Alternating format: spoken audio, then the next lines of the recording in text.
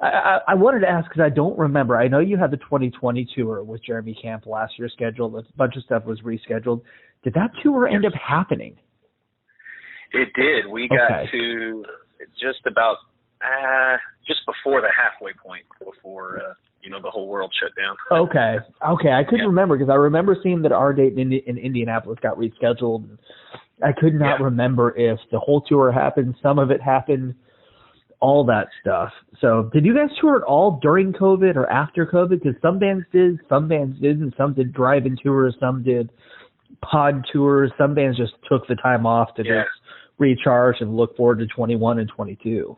Yeah, I think we did one event in 2020, and then we did do a handful of things in early this year. Right. But we didn't do a full week to week, couple month long tour until this fall tour. Okay. Yeah, I mean it's been hit and miss. I know it's like Toby's done some, Skillet's done some, but some bands are like, nope.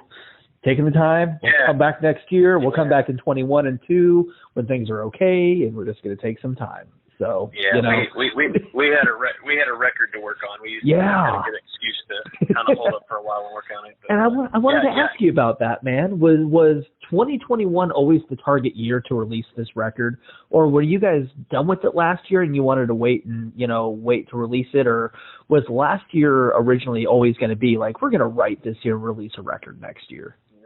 You know what? When we left for that tour in 2020, we were about at the halfway point on that record. Okay. We had already released our first single off of this new record, Almost Home, which was in the fall of 2019. And then, so the record was supposed to be out the end of last spring, early last summer.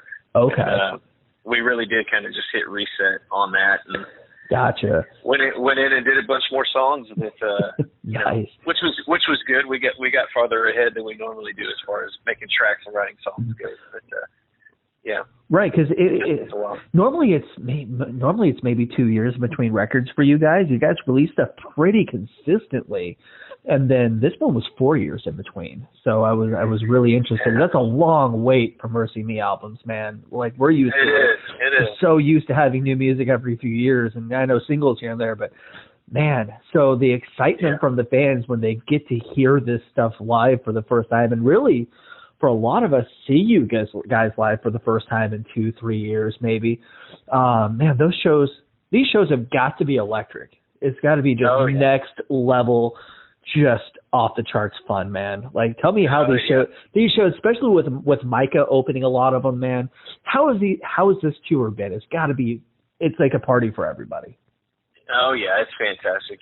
We could tell from day one that people were excited, ready to be back out seeing shows, and we're excited too, right? It's one thing for us to be able to talk about, hey, we haven't been able to play music live, but man, there's a whole industry and a whole group of people that haven't been able to work because artists haven't been playing shows, and so everybody from our truck drivers, our bus drivers, the crews, everybody, sound, the lighting, all the production, everybody's been out of work, so everybody's glad to be back at it. There's still obviously things everybody's got to figure out everywhere we go, but we're taking it one day at a time. How has that been adjusting to stuff? Because I mean, I've been back at it for a minute now, but with just photographing concerts. But there's some stuff it's just different. It's just there's no reason to sugarcoat it. Touring and shows are a little different right now. I mean, has that been a hard adjustment, or how has it been like?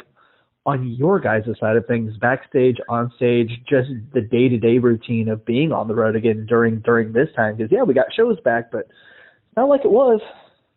Yeah, we certainly don't have not that we had a ton to begin with, because we're kind of shy, but we don't have contact out with the fans during a show day like we did before, of course. But, it's been a long time coming getting all this figured out, so there's no real surprises anywhere we go. But things aren't consistent across the country, so you just, take it one day at a time. Figure it out. It's kind of a good thing you guys took your time to get back out too, because like you said, you could kind of plan and look at what everything was going to be like in like market to market. And then like you said, not that many surprises. You know what you're getting into going into it, instead of like, hey, we're going to book this tour now. We're going out soon. And then, oh my God, what is going on out here right now? You kind of know, We try our best to make good plans, for everybody involved.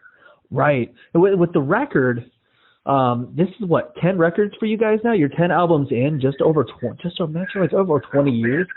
Is it hard? Does it get harder to write new, fresh music, new original music as the records go? I mean, because you guys have definitely evolved over the years musically and stylistically and everything. The MercyMe we have now doesn't necessarily sound like the MercyMe we had 20 years ago or everything on the first record. I mean, how important is that evolution, and does it get harder to keep it fresh and write new music that's consistently good? I mean, every record's been good.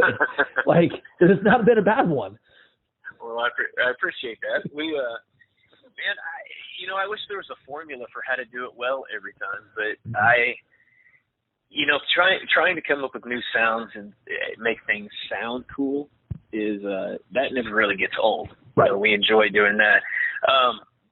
The older you get, the longer that we've done this, the ability to keep your motivation fresh is what becomes a real struggle. And I think there's probably a lot of artists that feel that way because, we absolutely love what we do, but at some point, like everybody else experiences, this becomes kind of a job in some ways. And we certainly doing what we do, we certainly hope that the songs that we're writing are at the very least inspiring people, and so we don't want to take that for granted. And for us, that means that we can't just fabricate something.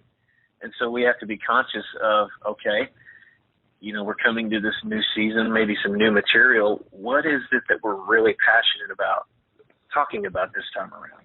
Okay. Because, we learned a long time ago, it really doesn't work well unless we're honest about why we're doing what we're doing and what we're writing about. And, thankfully for us, that's the majority of what we write about hasn't changed, which is our relationship with Christ. It consumes everything about us and what we do, and we've always tried to be honest about that. So, not every record is an exact snapshot of what we were going through, but for the most part, you can, put on one of our records and get a good idea of what we were going through at that moment.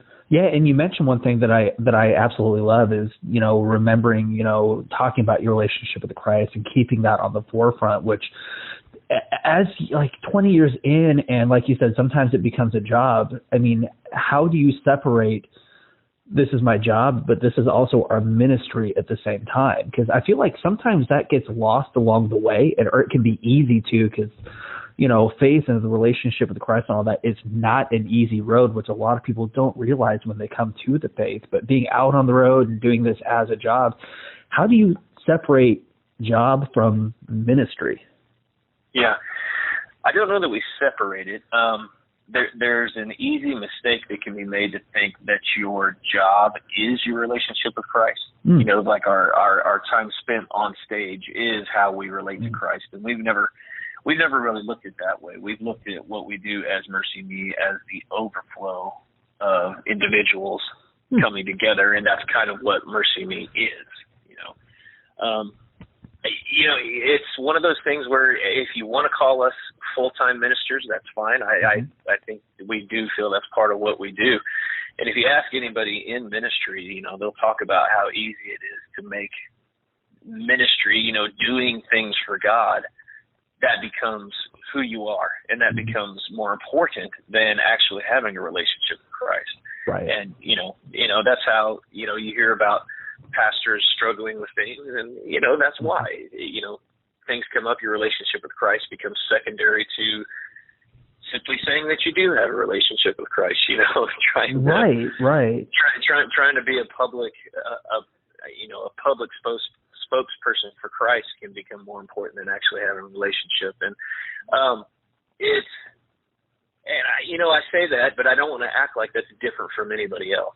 Well, it's just, it's like that with every job, like somebody who's a receptionist, they're on the phone all day long in their job. Sometimes the last thing they want to do is when they come home, be on the phone with people. been on the phone all day, you know, but, you know, sometimes you have to keep that going. It doesn't start at the job and end. It's, you know, that's part of life. So I feel like that's with every job. Is just your guys' job involves ministry and relationship with Jesus and talking about it on stage in front of thousands. And then, you know, but when you come off, that's when you have to, you know, get into the word and devotionals and pray. And sometimes you have to do that even more being on the road, because it's so taxing and daunting and takes a toll on you that you have to do that more sometimes, I would think.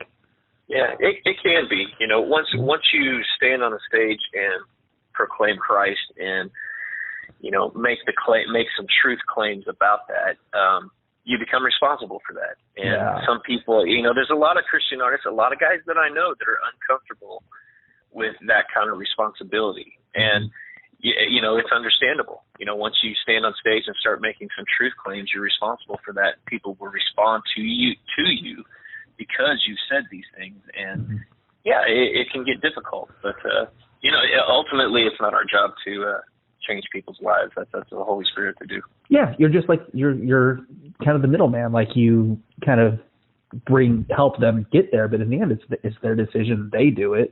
And one thing that you guys were a big part of that I think you guys were behind was the Rock and Worship Roadshow, or the Roadshow tour. Do you think we'll ever see that? Will we see that return now that we're getting out of COVID and things are back? Winter Jam's coming back. A lot of tours are back up and running. Could we see the Roadshow come back? You know, I don't know. We that was something we started up with some other folks, and it has since changed hands. And I don't know if the Roadshow itself is going to come back or not. We have, man, some of our best memories of touring came from doing the Rock and Worship Roadshow. I love the backstage videos you did, the songs that you guys did with all of the artists and everything. Where you know, I think Firework was our Roar was the Katy Perry song that you guys did. All of those, I loved that. That was so awesome. Oh man, yeah, those are our cover tune graphics. Yes, they became a spectacle for sure. Oh, those were great, man. I'd love to see that tour come back, but you guys are on the road right now, so that's the important thing. And real quick, how fun has it been sharing the stage with Micah opening up those shows? Because man, it's really cool to see, you know, a veteran band like MercyMe bringing out, and you guys have always done it, bringing out the up and comers, the rising artists, the future of Christian music as well, and combining both worlds. It's so fun. You know, Mike is a friend of ours, and we were actually just talking the other day. I think he hit 100 shows he's done with us over the last couple of years. So that's pretty fun. But, that's awesome. Yeah, you know, we it's going on tours a little bit like going to summer camp. Yes. You get to hang out with your friends for an extended period of time, and then you leave. You don't see each other for a year or so, and you know, it's a lot of fun. That's why so many artists and bands like the festival circuit, the summer festivals, because it's pretty much the same artists and bands on every festival over the summer. So it's like a mini tour that 50 of you guys are on at the same time, which is really cool sometimes. That's right. That's right. Yeah.